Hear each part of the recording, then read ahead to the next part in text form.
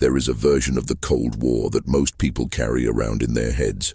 It involves two superpowers, a wall running through the middle of a city, some speeches, a few tense weeks in October of 1962, and then, eventually, the quiet administrative dissolution of one side.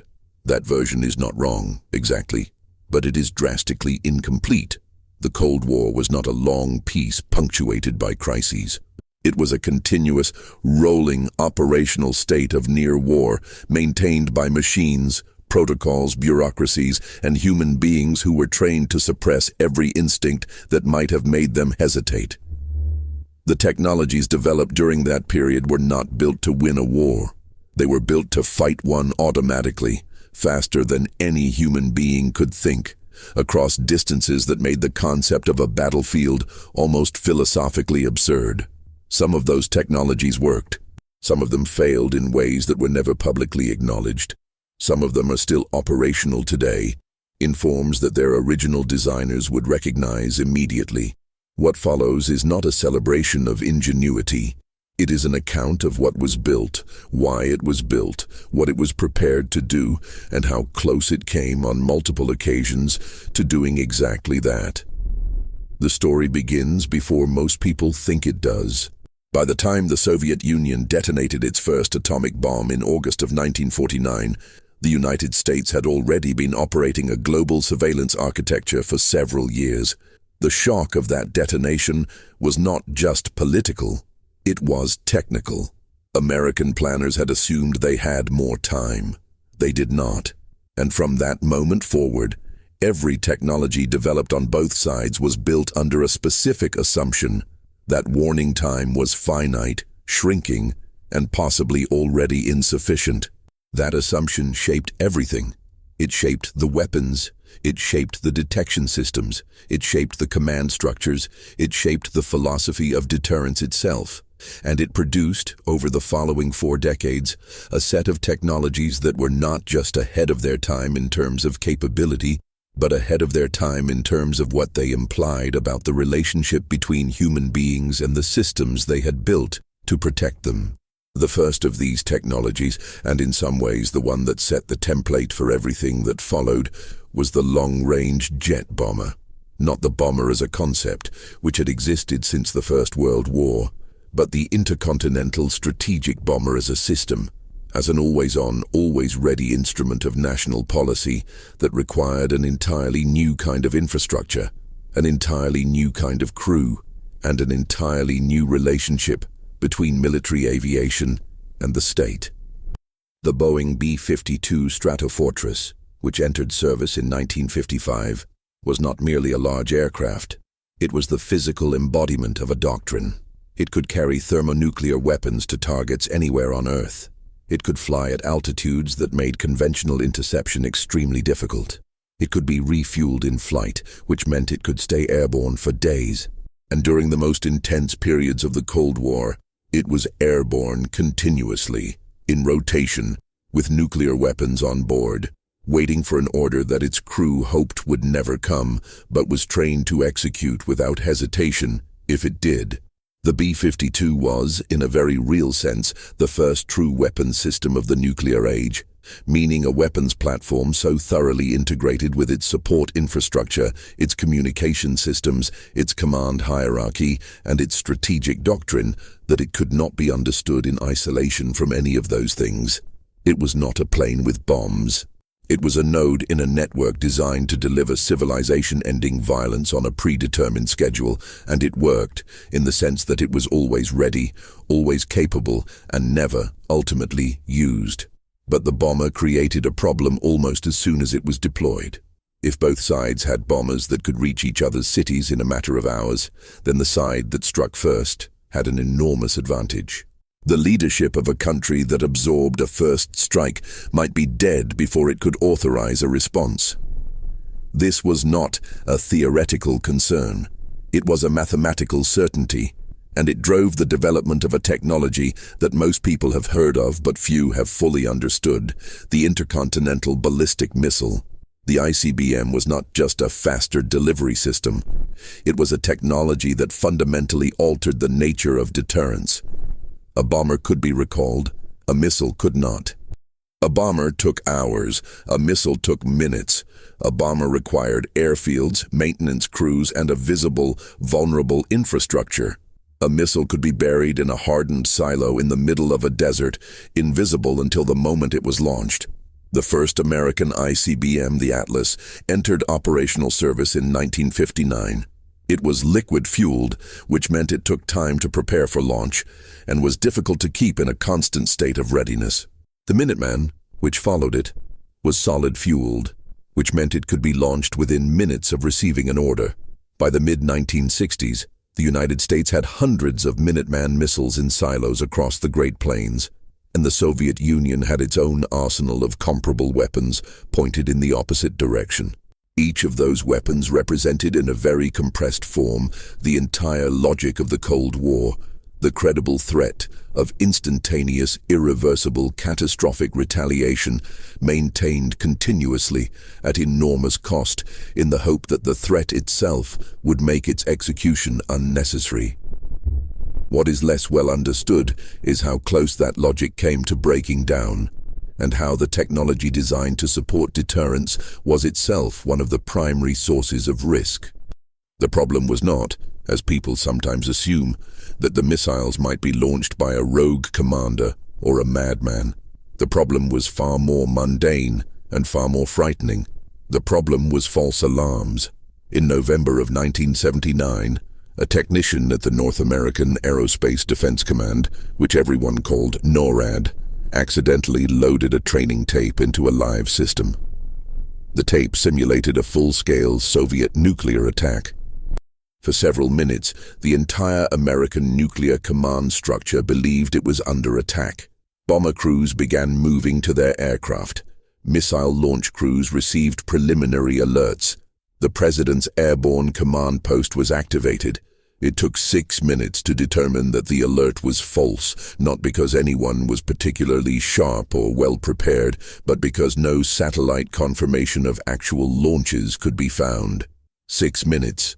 The following year, in June of 1980, a failed computer chip, a chip that cost less than 50 cents, caused NORAD's warning systems to display incoming Soviet missiles.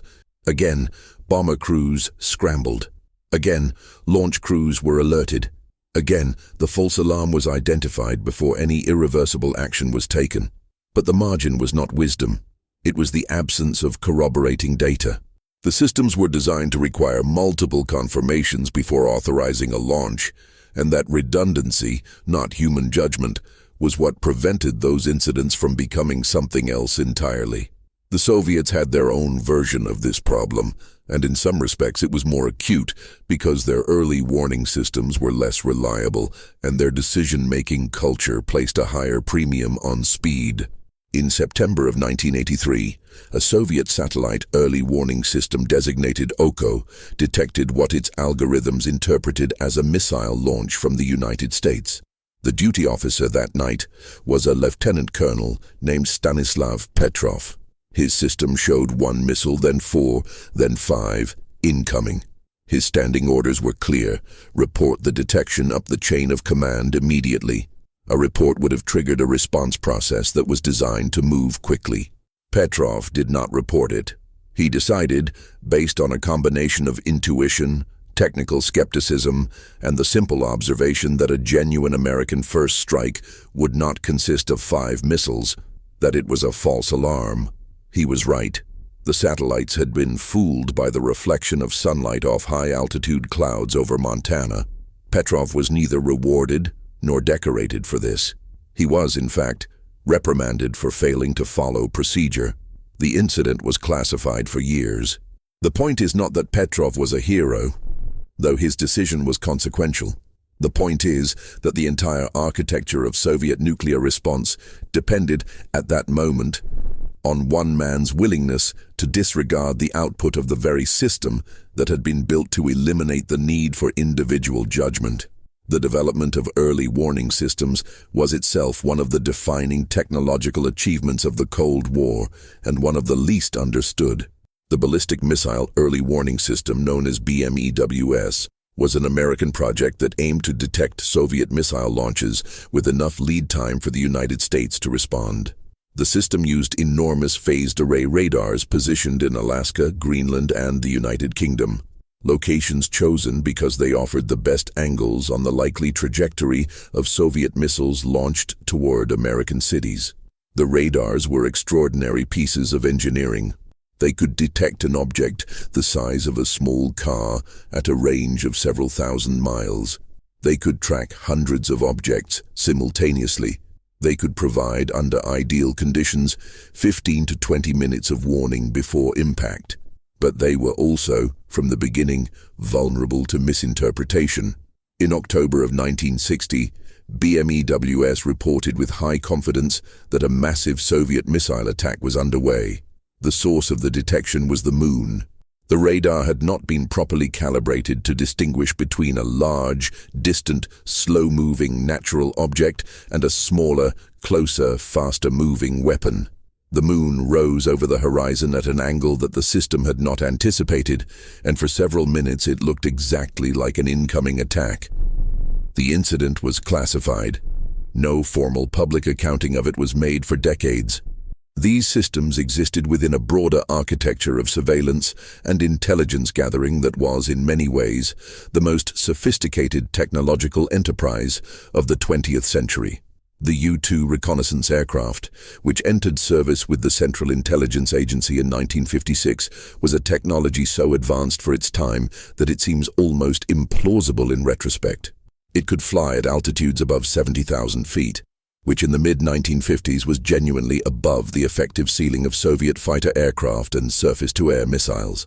It carried cameras capable of resolving objects as small as a few inches from that altitude. It could photograph an area the size of several American states in a single mission. The intelligence it produced was, by any measure, transformative. The photographs taken by U-2 flights over the Soviet Union in the late 1950s provided the first accurate assessments of Soviet missile programs, bomber deployments, and nuclear test sites. They were also the product of missions that the United States government publicly denied were occurring, even as it was conducting them. When Francis Gary Powers was shot down over the Soviet Union in May of 1960, not by a fighter aircraft, but by a surface-to-air missile, a technology that had finally caught up with the U-2's altitude capability, the Eisenhower administration initially maintained that the aircraft was a weather research plane that had strayed off course. Khrushchev produced the pilot, the wreckage, and the cameras. The lie collapsed. A summit that might have produced meaningful arms control agreements was cancelled. The incident is often remembered as a diplomatic embarrassment. It was also a demonstration of how the surveillance technologies that were meant to reduce uncertainty could, through their exposure, create crises of an entirely different kind. The successor to the U-2 was even more remarkable. The SR-71 Blackbird, which entered service in the mid-1960s, was a reconnaissance aircraft that flew at speeds exceeding Mach 3 and altitudes above 85,000 feet. It was so fast that it outran every surface-to-air missile ever fired at it. Not because it could detect and evade them, but because it could simply accelerate away from them. The aircraft was made primarily of titanium, because aluminum could not withstand the heat generated by air friction at those speeds. The fuel systems had to be designed around the fact that the airframe expanded significantly during flight as it heated up, which meant the aircraft leaked fuel on the ground and only became fully sealed once it reached operating temperature in the air. The engines were so powerful that the aircraft left contrails of ionized plasma at cruising speed. None of the pilots who flew it were ordinary aviators.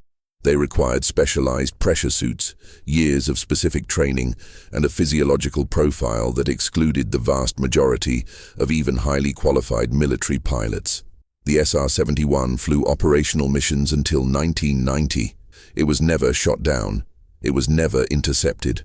And during the entirety of its operational life, its existence, its capabilities, and the intelligence it collected were subject to classification restrictions so stringent that most of the people whose safety depended on that intelligence had no idea it existed. The reconnaissance satellites that followed the U-2 and SR-71 were in some ways even more consequential, and they represent one of the clearest examples of Cold War technology that was not just ahead of its time, but that established an operational paradigm that remains foundational to military and intelligence activity today. The Corona program, which ran from 1959 to 1972, used satellites to photograph the Soviet Union from orbit. The technology required to do this in the early 1960s was extraordinary. The cameras had to be stabilized against the vibrations of the satellite bus while operating in the vacuum of space. The film had to be exposed correctly, despite variations in lighting and the curvature of the Earth. And because there was no practical way to transmit high-resolution photographic data digitally in that era, the film canisters had to be physically returned to Earth. The Corona satellites ejected their film in capsules that re-entered the atmosphere and were caught in mid-air by specially configured aircraft over the Pacific Ocean. The catch was performed by aircraft flying at altitude, using a trapeze-like device to snag the parachute of the descending capsule before it hit the water. This operation had to be executed precisely because a capsule that entered the water could potentially be recovered by Soviet vessels. The entire program was classified under the cover name Discoverer, which was presented to the public as a scientific research initiative. The classification was maintained for more than 20 years after the program ended. What Corona and its successor programs provided was something that fundamentally changed the strategic calculus of the Cold War. Reliable, continuous, high-resolution intelligence about Soviet military capabilities.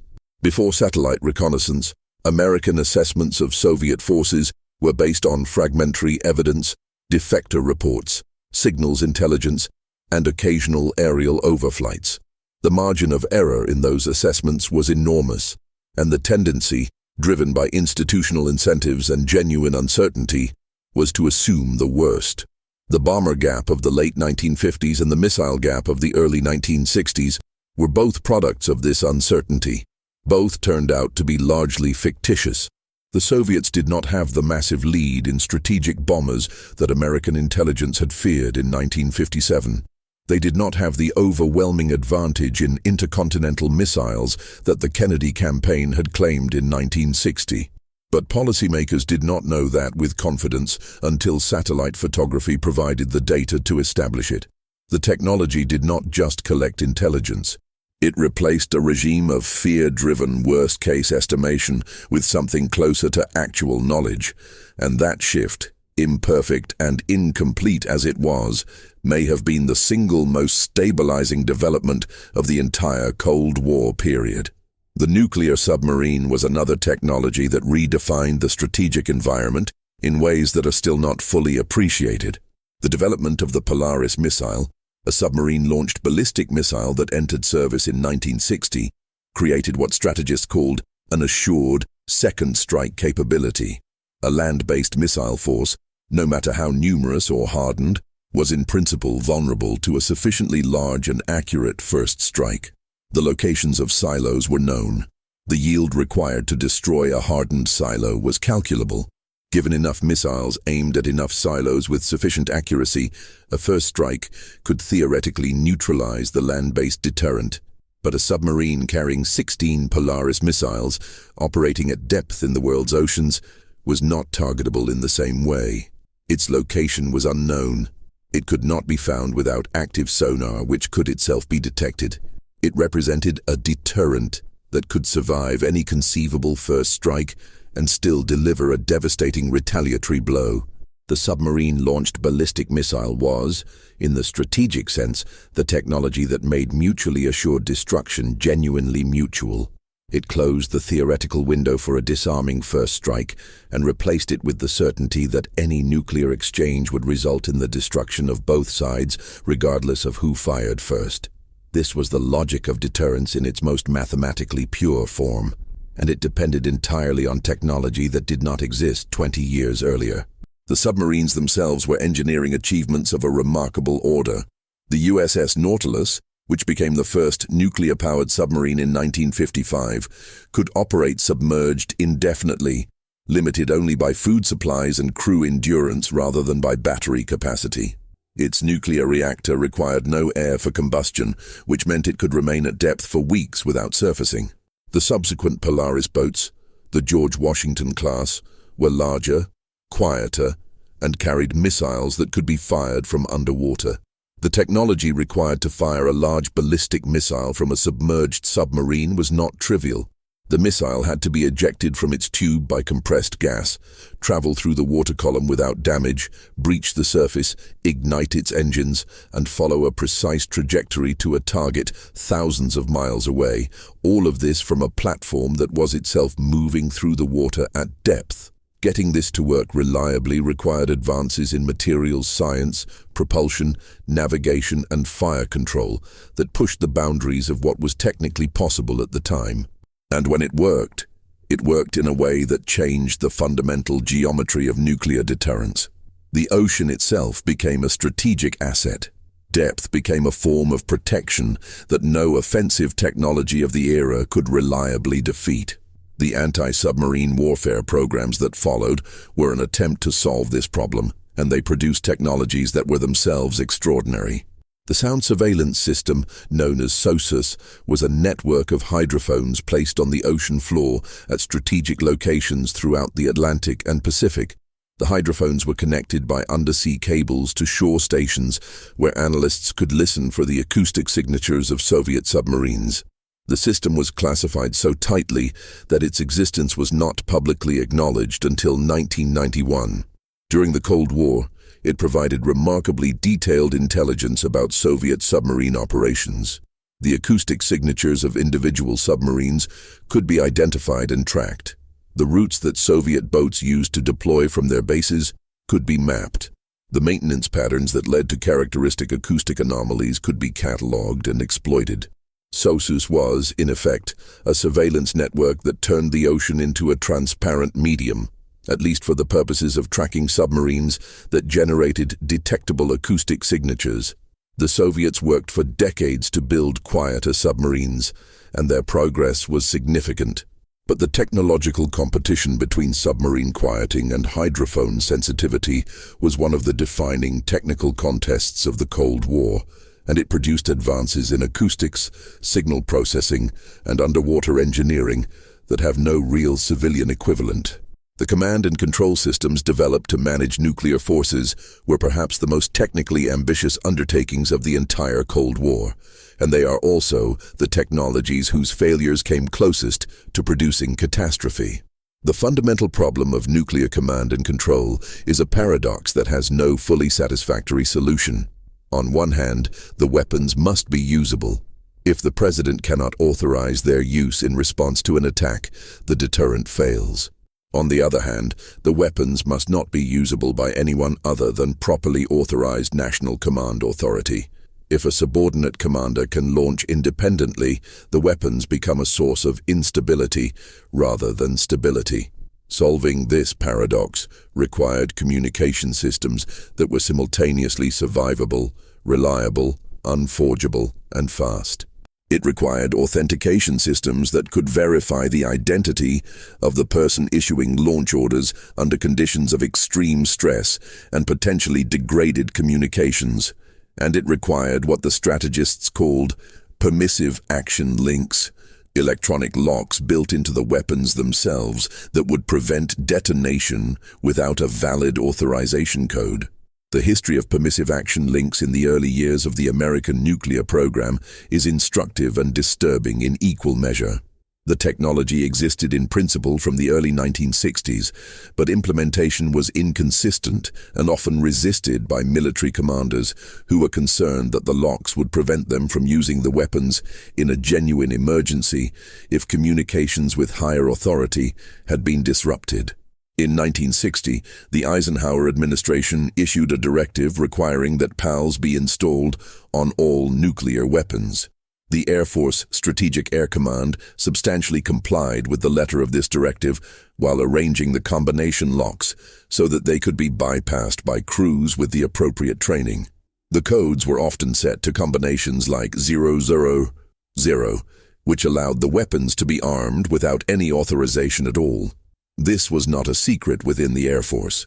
It was a deliberate policy choice made by commanders who believed that the risk of unauthorized use was less significant than the risk of being unable to respond to an attack because communications had been destroyed. The full extent of this practice was not publicly documented until 2014, when a former nuclear launch officer described it in detail.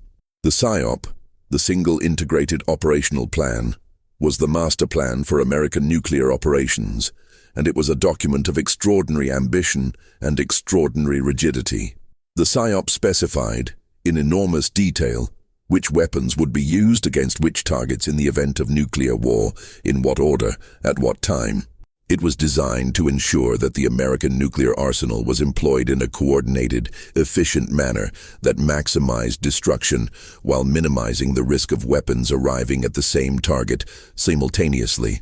By the early 1960s, the SIOP called for the use of more than 3,000 nuclear weapons against targets in the Soviet Union, China, and Eastern Europe.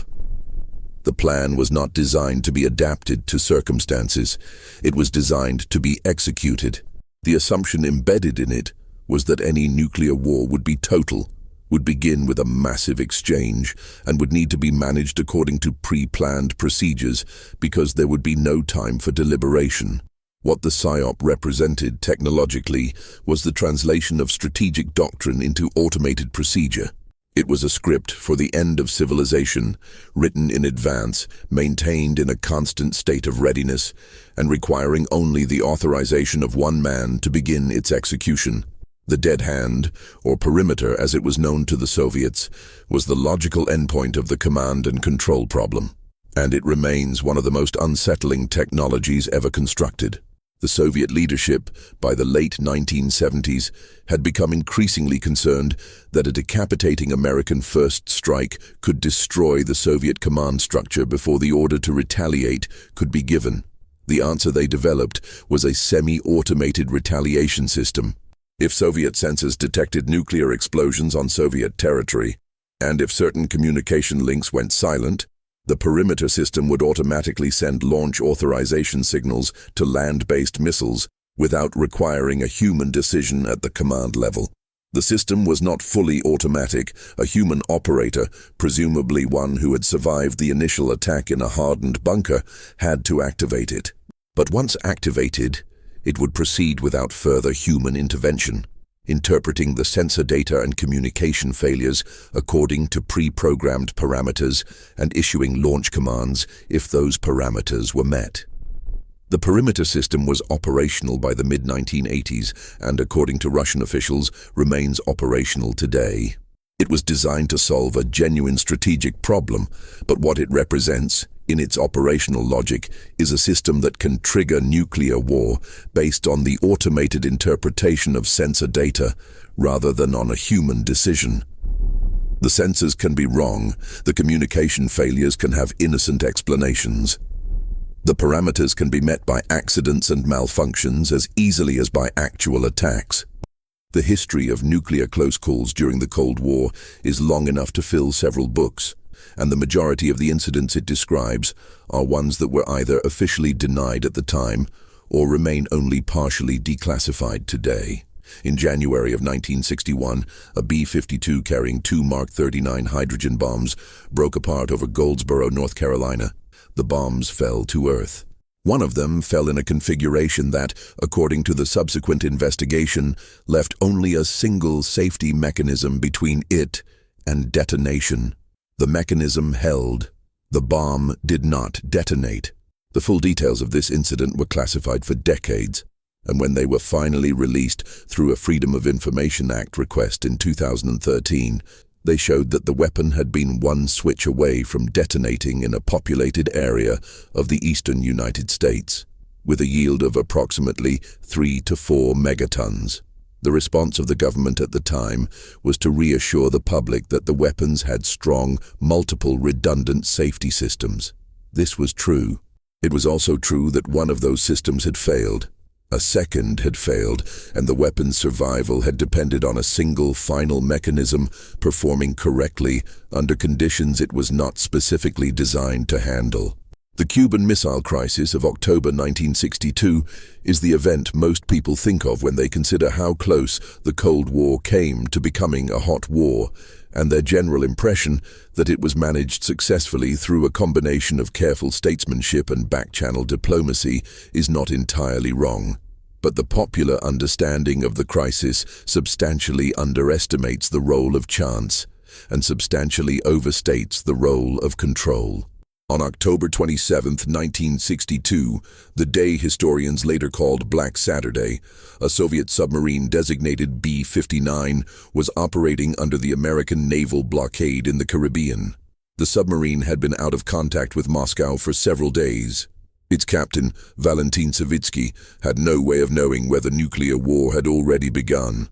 American surface ships were dropping practice depth charges on the submarine to force it to surface. The depth charges were small, not designed to destroy the submarine, but the crew did not know that. The submarine's batteries were nearly exhausted. Carbon dioxide levels inside the boat were rising to dangerous levels.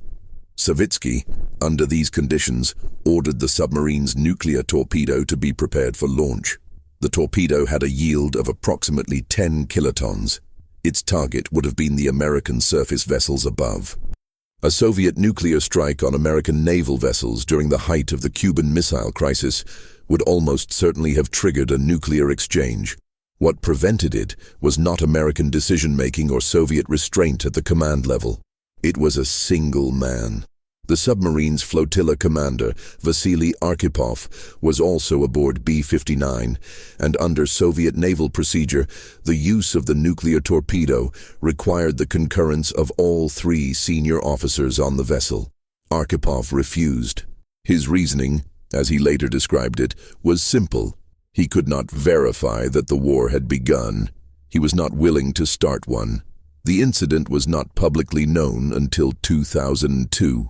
The people whose decisions shaped the public narrative of the Cuban Missile Crisis, Kennedy, Khrushchev, their advisors, their back-channel intermediaries, none of them knew it had occurred. The development of thermonuclear weapons, the hydrogen bombs that followed the atomic bombs, was itself a technological achievement so extraordinary and so poorly understood by the public that it deserves careful attention. The atomic bomb works by fission, by splitting heavy atoms and releasing the energy that held them together. The yield of an atomic bomb is limited by the practical difficulties of assembling a critical mass of fissile material fast enough to produce an efficient chain reaction. The largest pure fission bombs were in the range of 500 kilotons. The hydrogen bomb works by fusion, by forcing light atoms together under conditions of extreme temperature and pressure, conditions produced by an atomic bomb used as a trigger. The yield of a fusion weapon is, in principle, unlimited.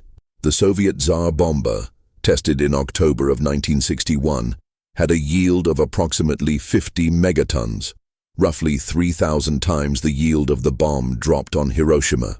The fireball was visible from a distance of several hundred miles. The shockwave circled the Earth 3 times. The electromagnetic pulse disrupted radio communications across a vast area. The weapon was so large that the aircraft carrying it could not escape the blast radius in time to survive, and the Soviet engineers had to design a special deceleration parachute to slow the bomb's descent long enough for the aircraft to get far enough away to have a reasonable chance of survival. The crew survived, barely. The test was a demonstration, not a deployable weapon. But it established beyond any doubt that the technology to destroy civilization entirely did not require a large number of weapons. It required, at the extreme, a very small number of very large ones. The accuracy of ballistic missiles, which improved dramatically throughout the Cold War, is a technology whose strategic implications were deeply destabilizing in a way that was not always appreciated by the policymakers who funded its development. In the early years of the missile age, intercontinental ballistic missiles were accurate to within a few miles of their intended targets. This was sufficient for destroying cities, which are large and which do not require precise targeting to destroy.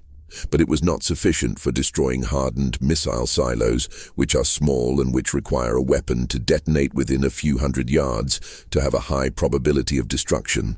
As American and Soviet accuracy improved, through better guidance systems, better re-entry vehicles, and better understanding of the gravitational anomalies that affected trajectories over long distances, the silo-busting capability of ballistic missiles increased. By the late 1970s, both sides had missiles accurate enough that targeting an opponent's missile silos became a realistic military option. This was profoundly destabilizing because it created an incentive to use missiles early, before the opponent's missiles could destroy them in their silos. The logic of use it or lose it began to dominate strategic planning, and the result was systems and procedures that reduced the time available for decision-making and increased the pressure on command authorities to launch on warning rather than waiting for actual detonations on their territory. The technology of accuracy, developed ostensibly to improve deterrence by making retaliation more credible, had produced a strategic environment in which the pressure to act first was greater than ever. The multiple independently targetable re-entry vehicle, the MIRV, was another technology whose strategic implications far exceeded what its developers initially anticipated or perhaps intended. A MIRVed missile carries not one warhead but several, each of which can be directed to a different target. The American Minuteman III, which entered service in 1970, could carry 3 warheads. The Peacekeeper, which followed it, could carry 10. The Soviet SS-18, which NATO designated the Satan, could carry 10 warheads with yields of up to 750 kilotons each. The strategic significance of MIRVing was that it broke the 1-to-1 exchange ratio between attacking and defending missiles. If one missile could deliver 10 warheads to 10 different silos, then a small force of attacking missiles could, in principle, destroy a much larger force of defending missiles. This reversed the logic that had previously favored defenders. More missiles did not automatically mean more security if the opponent could use a small number of MIRVed missiles to destroy them all. The result was an arms race in which both sides built more missiles, more MIRVs, and more hardened silos, while the fundamental strategic stability that the arms control theorists had hoped to achieve receded rather than advanced. The SALT agreements of the 1970s attempted to limit MIRVs with limited success. The technology had created a strategic problem that arms control negotiations proved unable to fully address. The ballistic missile defense programs of the Cold War represent another case of technology that was simultaneously impressive in its ambition and deeply problematic in its strategic implications. The Nike Ajax and Nike Hercules surface-to-air missiles of the 1950s were designed to shoot down Soviet bombers, and they were deployed in large numbers around American cities and military installations. The Nike Hercules carried a nuclear warhead, which was intended to compensate for the limited accuracy of the guidance systems by ensuring that any aircraft within a certain radius of the detonation would be destroyed. The idea of defending American cities from attack by detonating nuclear warheads above them was one that did not receive extensive public scrutiny at the time. The warheads had yields in the kiloton range, which was smaller than the weapons they were designed to intercept, but still large enough to cause substantial casualties and contamination if used. The Nike system was eventually phased out as Soviet bombers were superseded by Soviet missiles, against which it was useless. The attempt to develop missile defenses against ballistic missiles was a far more ambitious and far more technically challenging undertaking. The Sprint and Spartan missiles of the Safeguard system, which was briefly operational in 1975 before being shut down, were designed to intercept incoming warheads in the terminal phase of their trajectories. The Sprint was an extraordinary piece of engineering. It accelerated to Mach 10 in approximately 5 seconds, which required structural materials and propulsion systems that pushed the state-of-the-art. The Spartan carried a nuclear warhead with a yield of several megatons, intended to produce a wave of X radiation that would destroy incoming warheads before they reached their targets. The Safeguard system was operational for less than a year before Congress concluded that it was too expensive, too limited in capability, and strategically questionable, because a successful missile defense on one side would destabilize deterrence by potentially allowing that side to strike first without fear of retaliation. The Anti-Ballistic Missile Treaty of 1972 had already limited missile defense deployments to a single site on each side precisely because of this logic. Safeguard was the American use of that one permitted site. It was shut down in 1976. The Strategic Defense Initiative, announced by President Reagan in March of 1983, was the most ambitious missile defense program ever proposed, and it was a program that existed primarily as a concept and a funding commitment rather than as a deployable technology. The speech in which Reagan proposed it imagined a layered defense system capable of intercepting Soviet missiles in the boost phase before they deployed their warheads, using directed energy weapons, kinetic interceptors, and space-based sensors. The technical challenges were, as most physicists who evaluated them concluded, enormous. A laser capable of destroying a hardened missile booster from space would need to focus an enormous amount of energy on a rapidly moving target for a sustained period, and no laser of the required power and precision existed or was close to existing. The kinetic interceptors were more realistic in principle, but intercepting a missile in boost phase from a space-based platform requires overcoming the same accuracy challenges that made hit-to-kill interception so difficult at lower altitudes. The Soviets took SDI seriously, not because they believed it would work as advertised, but because they could not be certain it would not work at all, and because even a partial defense could, in their strategic assessment, undermine the credibility of their retaliatory deterrent. The program drove significant Soviet expenditure on countermeasures and offensive capabilities. It also served as a useful bargaining chip in arms control negotiations, which was perhaps, given the technical realities, its most practical strategic function. The communication systems developed to manage nuclear forces in war were among the most technically sophisticated of the Cold War, and they are also among the most interesting from the perspective of what they reveal about the assumptions built into the strategic architecture. The Looking Glass aircraft, formerly designated EC-135, was an airborne command post that was kept in continuous flight from 1961 until 1990, 24 hours a day, every day, for 29 years without interruption. It carried a general officer from Strategic Air Command and a communications suite capable of transmitting launch orders to the entire American nuclear arsenal.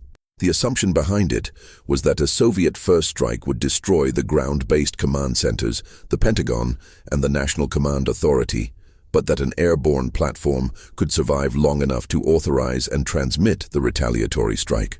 The aircraft was designed to be a flying successor to the President of the United States in terms of nuclear command authority if the President and his successors had all been killed.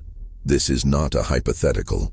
It was a planned operational procedure, documented in formal protocols, exercised in regular tests, and maintained continuously for 3 decades.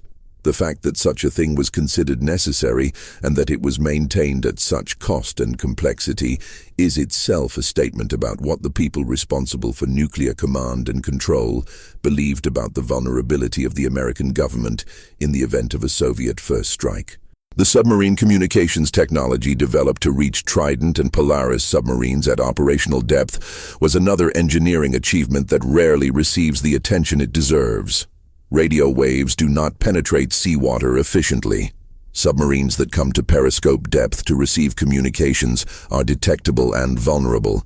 The solution was extremely low-frequency radio, ELF, which can penetrate seawater to depths of several hundred feet. The transmitters required for ALF are enormous because the wavelength of ALF radiation is thousands of kilometers long, and an efficient antenna must be a significant fraction of that wavelength. The Project ALF installation in Wisconsin used a system of buried cables hundreds of miles long as its antenna. The transmitter operated at a frequency of 76 Hz, which means it could transmit only a few characters per minute. It was not a communication system in any conventional sense. It was a way of sending a short, predetermined signal, a few letters or numbers, to submarines that were otherwise completely isolated from the command structure. The signal it was designed to send in the event of war was not a detailed order. It was an alert, telling the submarine to come to a depth where it could receive more detailed communications.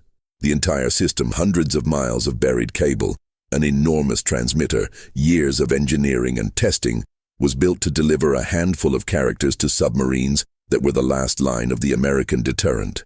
The cryptographic systems of the Cold War were technologies of a sophistication that, in some cases, exceeded the public state-of-the-art by decades.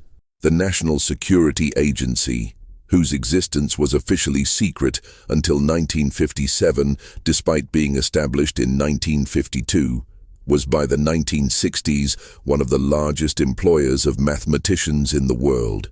The codes used to secure nuclear command and control communications, to authenticate launch orders, and to protect intelligence sources and methods were based on mathematical problems, whose difficulty at the time was not fully understood even by the people who designed them.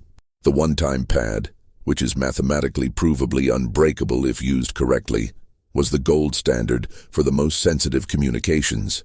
The problem was logistics.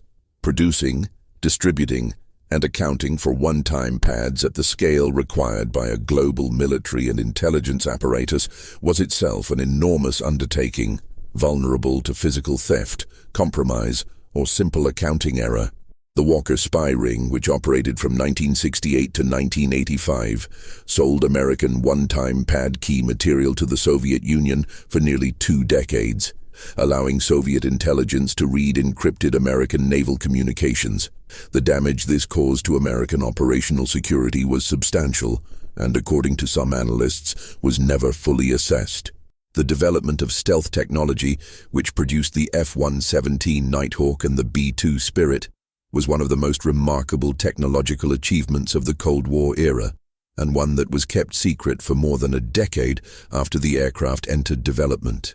The fundamental principle of stealth, reducing the radar cross-section of an aircraft by shaping its surfaces to reflect radar energy away from the transmitter rather than back toward it, had been understood theoretically for some time.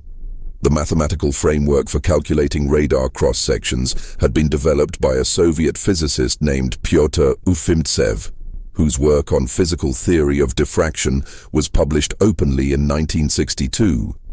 American radar engineers at Lockheed's Skunk Works facility discovered this work in the early 1970s and recognized that it provided the theoretical foundation for designing an aircraft with a minimal radar cross-section. The irony that the technology which gave the United States its most decisive Cold War military advantage in the 1980s was based on work published openly by a Soviet scientist was appreciated inside the classified community but could not be publicly acknowledged for obvious reasons. The F-117, when it finally flew combat missions in the 1980s and was publicly revealed in 1988, represented a qualitative leap in offensive capability that no defensive radar system of the era could reliably address. Its existence had been rumored for years, partly because aircraft do not stay secret indefinitely in a country with as many aviation enthusiasts, photographers, and defense journalists as the United States. The government managed this through a combination of official denial, classification, and occasional deliberate misdirection. The program existed within the black budget, the classified portion of the defense appropriation that does not appear in public documents and is not subject to normal congressional oversight, a category of spending that grew substantially throughout the Cold War and whose total scale was itself classified. The GPS satellite navigation system, which is now so ubiquitous that people use it without thinking about where it came from or why it was built, is a Cold War military technology whose origins lie specifically in the problem of accurately targeting ballistic missiles and guiding aircraft to targets in the absence of reliable surface-based navigation aids. The transit system, which preceded GPS and entered service in the early 1960s, was the first operational satellite navigation system, designed primarily for use by Polaris submarines that needed to know their precise location before firing ballistic missiles. A submarine that does not know exactly where it is cannot accurately target a missile that must travel thousands of miles to hit a specific location. Transit provided this capability, and it was classified until 1967. The GPS system, which began development in the early 1970s and achieved initial operational capability in 1993, was designed from the beginning to provide global, continuous, precise navigation for military forces operating anywhere on Earth. Its availability to civilian users was a secondary consideration, deliberately degraded through a feature called selective availability that introduced errors into the civilian signal to prevent adversaries from using the full precision of the system for military purposes. Selective availability was turned off in 2000, and the full precision of the system became available to anyone with a receiver. The technology that now guides billions of cars, phones, and aircraft to their destinations was designed to enable nuclear submarines to accurately fire intercontinental ballistic missiles. The distance between those two applications, in terms of the technology itself, is essentially zero. The electronic warfare systems of the Cold War were technologies that operated almost entirely in the invisible domain of the electromagnetic spectrum, disrupting, deceiving, and overwhelming the sensors and communication systems of the opponent. The development of radar jamming, which began in the Second World War, continued throughout the Cold War as radar systems became more sophisticated and the aircraft designed to penetrate defended airspace became more capable. By the 1960s, American strategic bombers were equipped with electronic countermeasures suites that could detect, analyze, and jam Soviet radar frequencies automatically without crew intervention. The complexity of the frequency management required to do this was substantial. Radar systems operate at frequencies that can be changed, and a jamming system that covers only a fixed set of frequencies will be defeated by a radar that changes its frequency. The result was an ongoing technical competition in which radar designers and jamming system designers each tried to stay ahead of the other, a competition that drove advances in signal processing, antenna design, and electronic component miniaturization that had significant civilian spin-offs, but whose primary purpose was always military. The Airborne Warning and Control System, the AWACS, was a technology that transformed the management of air battles by moving the radar above the horizon. Ground-based radar is limited by the curvature of the Earth. At low altitudes, aircraft can fly below the radar horizon and approach their targets without being detected until they are relatively close. An aircraft-mounted radar, flying at high altitude, can see over the horizon and detect low-flying aircraft at much greater ranges. The E-3 Sentry, which entered service in 1977, carried a large rotating radar antenna above its fuselage and could detect aircraft at ranges of more than 300 miles.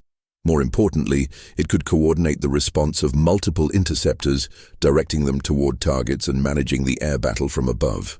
The technology represented a qualitative shift in the management of airspace and foreshadowed the network-centric warfare concepts that would come to dominate military thinking in the post-Cold War period. In the Cold War context, it was specifically designed to address the threat of a Soviet surprise attack with bombers flying at low altitude to evade ground-based radar, and it provided NATO with a capability for managing the air defense of Europe that substantially complicated Soviet air planning.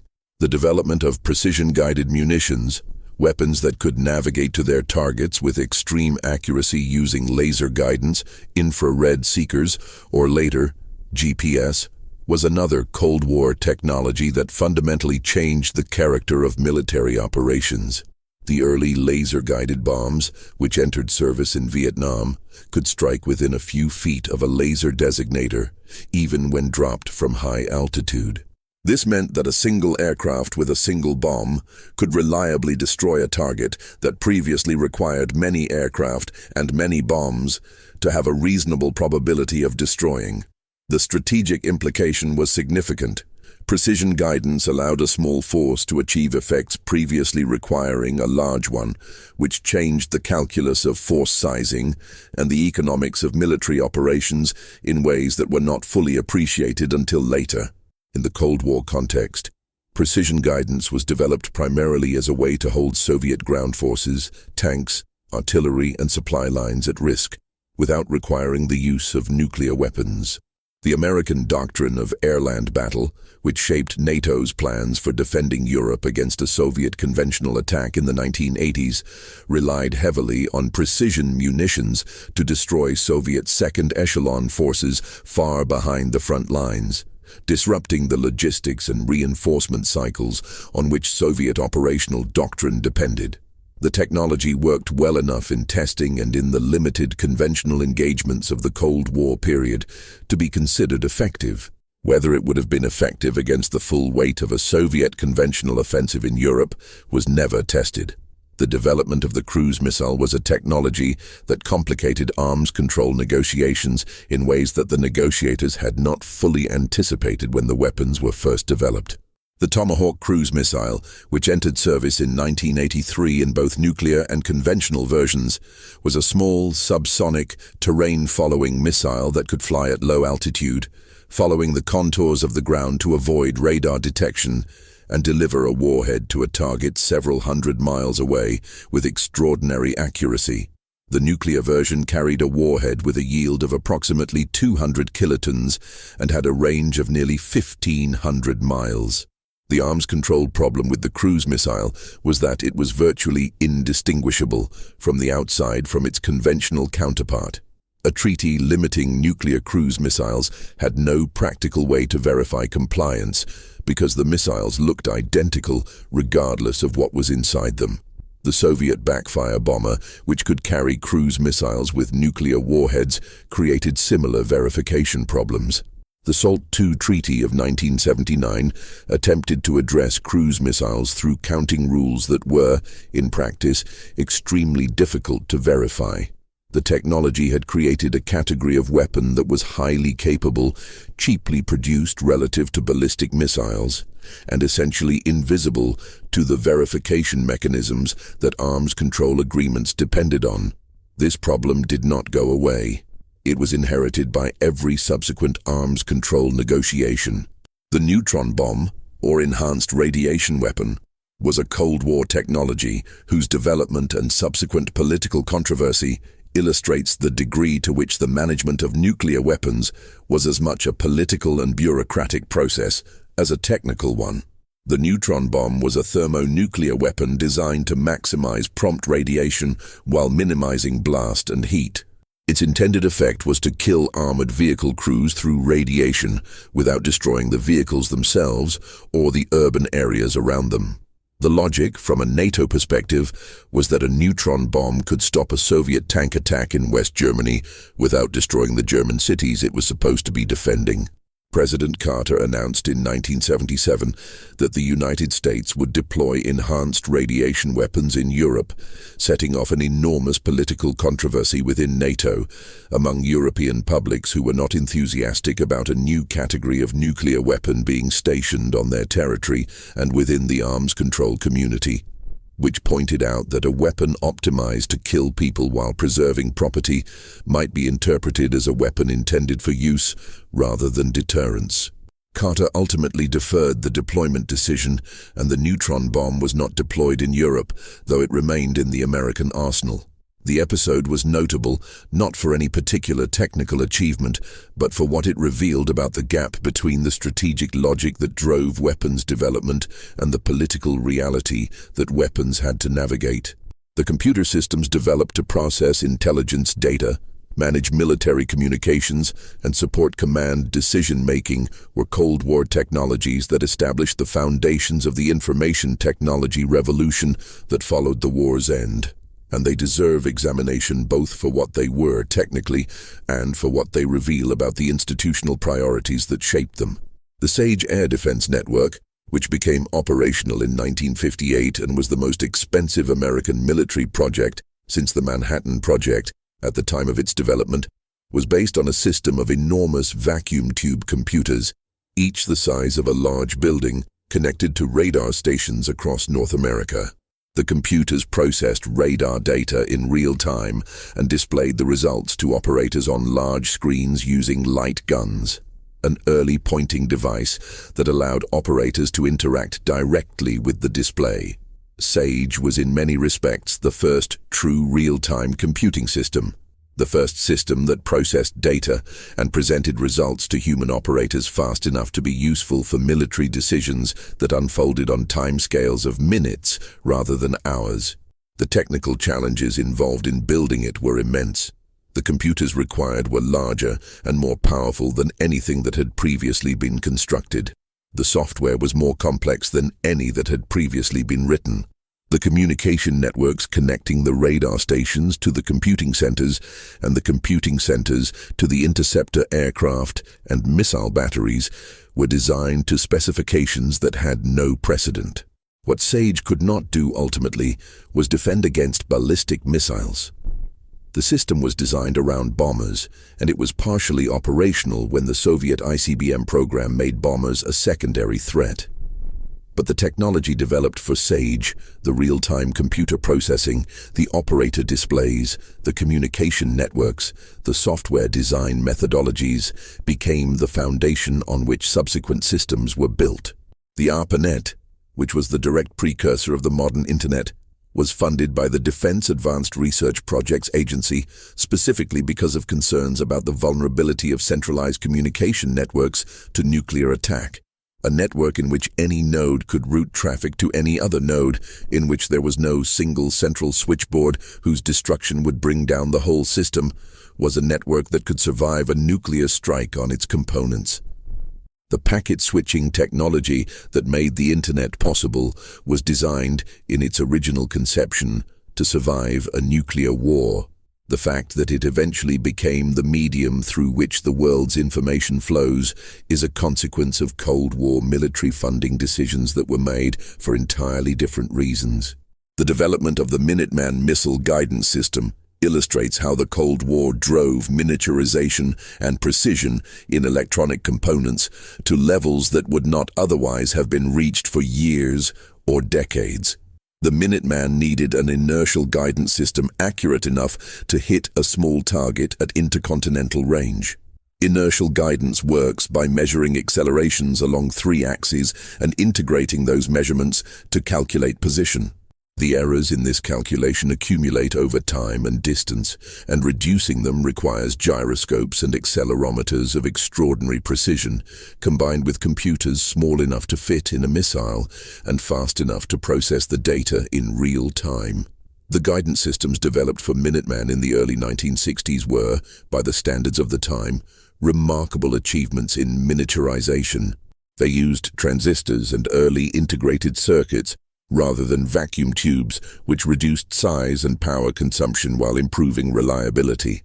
The drive to miniaturize these components, to make them small enough, light enough, and reliable enough for a ballistic missile re-entry vehicle, contributed directly to the development of the integrated circuit technology that subsequently powered the personal computer revolution.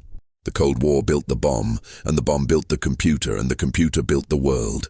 The chemical and biological weapons programs of the Cold War are technologies that deserve mention, not because they represent technical achievements to be admired, but because they illustrate the degree to which the Cold War military-industrial apparatus operated beyond normal institutional constraints, developing capabilities whose existence was denied, whose effects were tested on populations without consent, and whose abandonment, when it eventually came, was managed as much through classification as through actual destruction.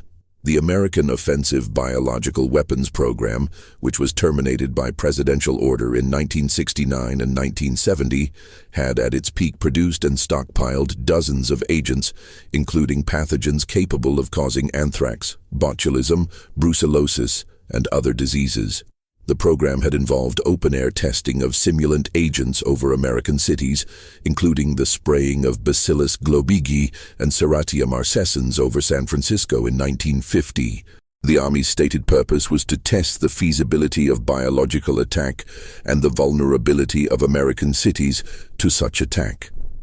The tests were conducted without the knowledge or consent of the people being exposed. The Soviet Biological Weapons Program, which nominally ended with the signing of the Biological Weapons Convention in 1972, but which in fact continued in a clandestine form under the Biopreparat Program until at least 1992, was vastly larger. It employed at its peak more than 60,000 scientists, engineers, and technicians working at dozens of facilities across the Soviet Union to develop, produce, and weaponize biological agents, including smallpox, plague, and engineered pathogens designed to resist conventional antibiotics. The program's existence was acknowledged by Soviet and Russian officials only in the mid-1990s, and its full scope has never been publicly documented. The satellite killer programs, anti-satellite weapons developed by both the United States and the Soviet Union, represent another category of Cold War technology whose strategic implications were understood at the time, but whose development proceeded regardless. The Soviet Istrebitel Sputnikov, or satellite destroyer program, used ground-based missiles to place satellites in orbits that would bring them close to target satellites, at which point they would detonate a conventional explosive warhead. The system was tested throughout the 1970s and 1980s and achieved a degree of operational capability, though its reliability was limited by the precision required to maneuver a satellite into close proximity with a target. The American program, the ASM-135, used an air-launched missile fired from an F-15 aircraft to intercept satellites in low Earth orbit. The missile was a direct ascent weapon, meaning it flew directly from the launch aircraft to the target satellite rather than maneuvering in orbit. It achieved a successful intercept in 1985, destroying a retired American satellite to demonstrate the technology. Both programs created debris fields in orbit, a consequence that received relatively little attention at the time, but that has become a significant concern in the subsequent decades, as the density of objects in low Earth orbit has increased to the point where a single debris-generating event can threaten multiple operational satellites. The EMP weapon, or electromagnetic pulse bomb, was a theoretical consequence of high-altitude nuclear detonations that became a subject of intense practical interest after the Starfish Prime test of July 1962, in which a 1.4 megaton warhead was detonated 300 miles above Johnston Island in the Pacific. The test was intended primarily as a proof of concept for the Spartan missile defense system, but its secondary effects were extraordinary. The electromagnetic pulse generated by the detonation damaged or destroyed electrical equipment in Hawaii, 900 miles away. Streetlights went out. Circuit breakers tripped. Radio communications were disrupted. The scale of the effect had not been fully anticipated, and its implications took years to fully absorb.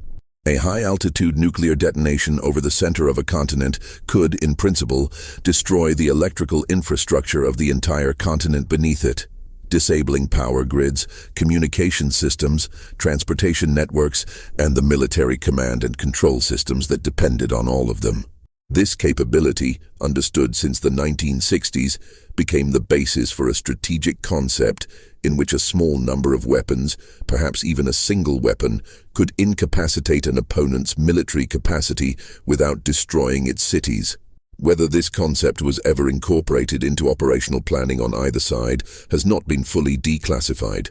The vulnerability it describes has never been fully addressed, and the electrical infrastructure of modern industrial societies remains, by all informed assessments, highly susceptible to the effects of a high-altitude nuclear detonation. The tactical nuclear weapons programs of both superpowers created a category of weapons that blurred the line between conventional and nuclear warfare in ways that strategic planners found both attractive and deeply problematic. American tactical nuclear weapons in Europe included artillery shells, air-dropped bombs, short-range missiles, and demolition munitions, devices designed to be placed by special operations forces and detonated to block mountain passes, destroy bridges, and deny terrain to advancing Soviet forces.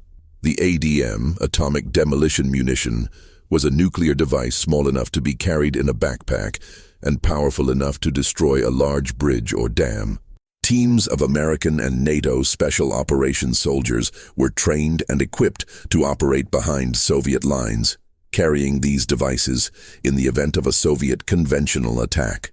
Their mission would have been to detonate nuclear explosives behind enemy lines.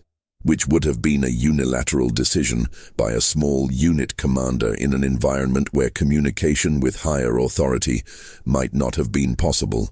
The prospect of nuclear demolition being carried out by a sergeant in a mountain pass without the possibility of authorization from the president was one that senior policymakers preferred not to examine too closely.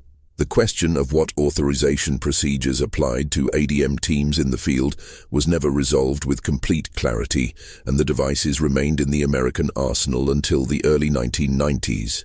The Soviet Navy's development of the Shkval torpedo was a Cold War technology that remained largely unknown outside specialist communities until it was disclosed in the mid-1990s. The Shkval used supercavitation, generating a bubble of gas around its body that reduced drag by orders of magnitude to achieve underwater speeds of approximately 200 knots. For context, a conventional torpedo travels at approximately 50 knots. The Shkval was so fast that its target had no practical ability to evade it once it was launched. It was also, in its original form, a nuclear weapon. The guidance technology available at the time was not sufficient to ensure a hit on a maneuvering target at high speed over the distances at which submarine-to-submarine engagements might take place, so the weapon was designed to detonate a small nuclear warhead when it approached the target's general location. A nuclear torpedo used in a submarine engagement would have created an underwater nuclear explosion with effects that extended well beyond the immediate target area. Whether anyone considered this a meaningful constraint on its use, or whether it was simply accepted as an operational reality, is not something the available documentation makes clear. The development of directed energy weapons, lasers, and particle beams intended for use against missiles and satellites was an area where Cold War programs invested substantial resources while achieving results that were invariably more modest than their proponents had hoped. The Soviet Terra 3 facility at Sary-Shagan tested high-powered lasers against satellite targets throughout the 1970s and 1980s. In October of 1984, the facility illuminated the Space Shuttle Challenger with a tracking laser as it passed overhead, an incident that was not disclosed publicly for years and that caused temporary navigation equipment malfunctions and crew discomfort aboard the orbiting spacecraft.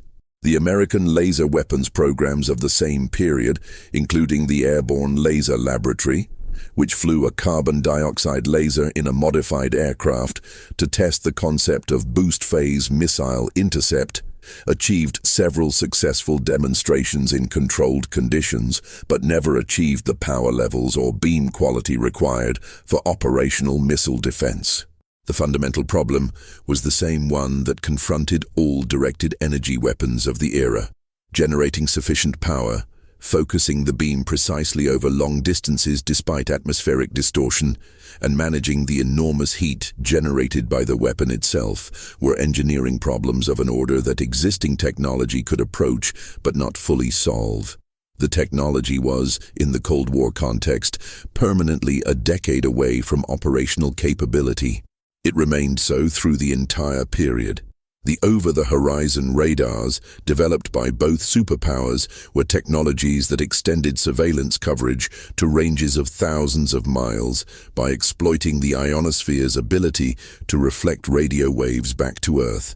The American ANFPS-118 over-the-horizon backscatter system, which was operational in the 1980s, could detect aircraft and large missiles at ranges of up to 1,800 miles by transmitting high-frequency radio waves that were reflected by the ionosphere down to the target area and back.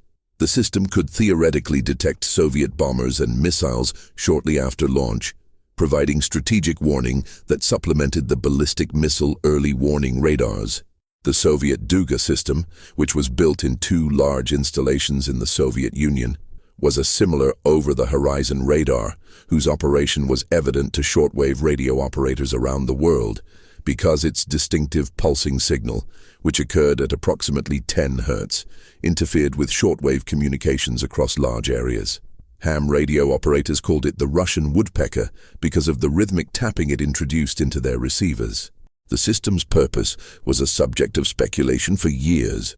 Its transmitting antennas, which were enormous steel structures visible from satellite photographs, were officially acknowledged as over-the-horizon radar installations only after the Soviet Union collapsed.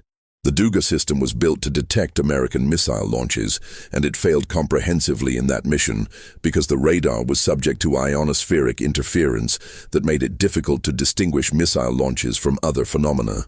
The system was shut down in 1989 without having provided any of the strategic warning it was designed to deliver. The investment it represented in terms of money, engineering effort, and materials was substantial. The return was essentially zero. The nuclear power plants developed for naval vessels and, in the Soviet case, for surface ships and icebreakers as well, were Cold War technologies that pushed the engineering of compact nuclear reactors far beyond what any civilian program required or would have funded. The submarine reactor, which had to fit within the pressure hull of a submarine while generating enough power to propel it at speed and provide electricity for all its systems, was a fundamentally different engineering challenge from a land-based reactor. It had to be extremely compact, extremely reliable, tolerant of the physical shocks and orientation changes that a submarine experiences in operation, and controllable by operators with military rather than specialized nuclear engineering training. The Betty's and Knowles laboratories that developed American naval reactors produced a series of designs whose reliability and compactness had no civilian equivalent for decades.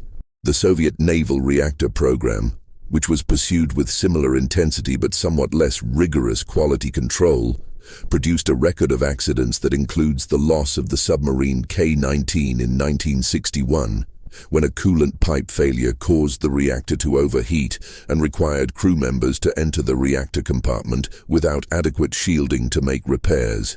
8 of the crew members who entered the compartment died within weeks.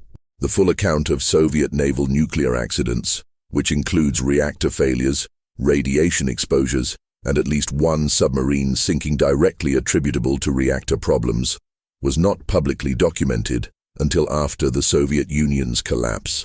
The development of satellite-based communication systems was, like GPS, a Cold War military program whose civilian applications eventually dwarfed its original military purpose.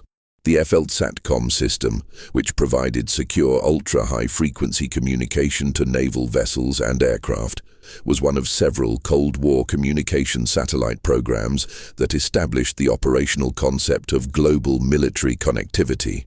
The ability to communicate securely with a submarine in the Indian Ocean, a bomber over the Arctic, and a ground station in Nebraska simultaneously, using satellites as relay stations, was a capability that did not exist in any form before the Cold War drove its development. The communication satellites of the era were primitive by modern standards, with limited bandwidth and significant transmission delays. But they established the architecture, the orbits, the frequency allocations, the ground station networks, and the operational procedures on which subsequent systems were built. The Milstar satellites, which began development in the 1980s and entered service in the 1990s, were designed specifically to survive and operate through nuclear war, with hardened electronics, cross-link capability allowing satellites to communicate with each other without going through ground stations, and the ability to continue operating after ground station destruction. They remain operational today. The nuclear weapons testing programs of both superpowers were themselves technologies of a kind, systematic programs of experimentation aimed at understanding the effects of nuclear weapons under conditions that could not be simulated in a laboratory. The United States conducted more than 1,000 nuclear tests between 1945 and 1992. The Soviet Union conducted more than 700. The tests were conducted in remote locations, in the Nevada desert, in the Pacific, at Semipalatinsk in Kazakhstan, at Novaya Zemlya in the Arctic, locations chosen for their distance from major population centers, though the distance was often less than it appeared on a map. The downwinder communities in southern Utah and Nevada, which were exposed to fallout from atmospheric tests in the 1950s, experienced elevated rates of cancer for decades afterward. The exposure was monitored by the Atomic Energy Commission, which had data showing elevated radiation levels in residential areas and chose not to act on it or disclose it. The indigenous peoples of the Marshall Islands, where American tests including the Castle Bravo test of 1954 were conducted, were displaced from their home islands and exposed to fallout from tests that were significantly larger than predicted. The Castle Bravo test, which used a lithium deuteride fuel that reacted more efficiently than the weapons designers had anticipated, produced a yield of 15 megatons, approximately 2.5 times the predicted yield. The fallout it deposited on inhabited islands and on the crew of a Japanese fishing vessel, the Lucky Dragon, became an international incident and contributed directly to the Atmospheric Test Ban Treaty of 1963. The testing programs were technologies of institutional power, as much as of physics, systems for managing the production of knowledge about weapons while minimizing the political costs of that production, and they operated according to a logic that consistently prioritized operational data over the welfare of the populations in proximity to the tests. The hardened underground facilities built by both superpowers to protect command and control infrastructure from nuclear attack were engineering achievements of a scale and complexity that most people have no concept of.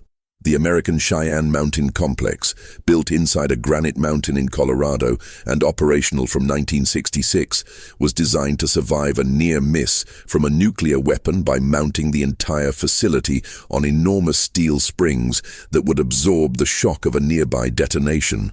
The facility was built to house and operate the command and control systems for air defense and ballistic missile warning, with its own power generators, water supply, air filtration systems, and food supplies sufficient for extended operation in a contaminated environment.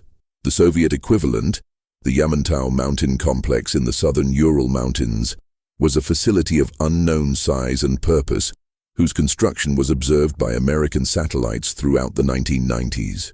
Despite being asked repeatedly by American officials for an explanation, Russian authorities never provided a satisfactory one.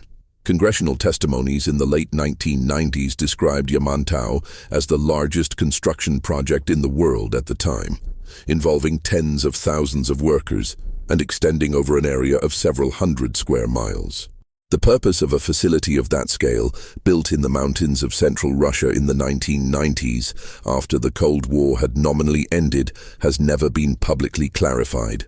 The perimeter system that Russia acknowledged in the 1990s, the dead hand system that could automatically trigger nuclear launches in response to detected nuclear explosions, was designed around an assumption that is worth dwelling on because it captures something fundamental about the Cold War's technological logic. The assumption was that any exchange of nuclear weapons would be so fast, so destructive, and so comprehensive that the human decision-making structures built to manage nuclear forces could not be relied upon to function after the first weapons arrived. Perimeter was not designed for the beginning of a nuclear war.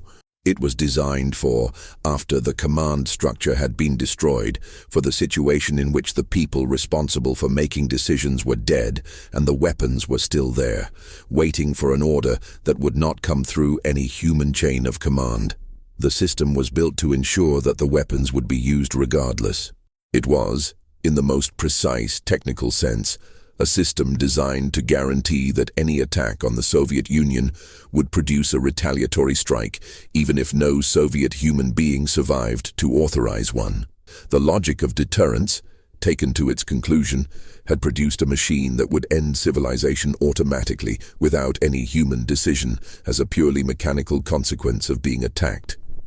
This was not an accident of design. It was the design. It was the intended outcome of the strategic logic that had governed both sides for 40 years. The Cold War formally ended in 1991 with the dissolution of the Soviet Union. The political structure that had organized the competition, the ideological confrontation between two systems claiming to represent the future of human civilization, collapsed with remarkable speed once the process of dissolution began. The weapons remained. The surveillance systems remained. The early warning satellites, positioned to watch for missile launches, continued their orbits. The submarines continued their patrols. The command and control procedures, refined over decades, remained codified in documents that continued to shape the behavior of the institutions that held them. The nuclear arsenals of both successor states, Russia and the United States, remained on alert, with missiles capable of reaching their targets in less than 30 minutes, with launch procedures requiring only minutes from authorization to detonation. The perimeter system, by Russian official account, was not decommissioned. The early warning satellites continued to occasionally generate false alerts, as they had done throughout the Cold War. The institutional cultures formed by 4 decades of planning for nuclear war did not dissolve with the political system that had created them. The systems built to function without human judgment continued to exist in a world that no longer had the political framework that had given them their original purpose, but which had not yet built anything to replace them.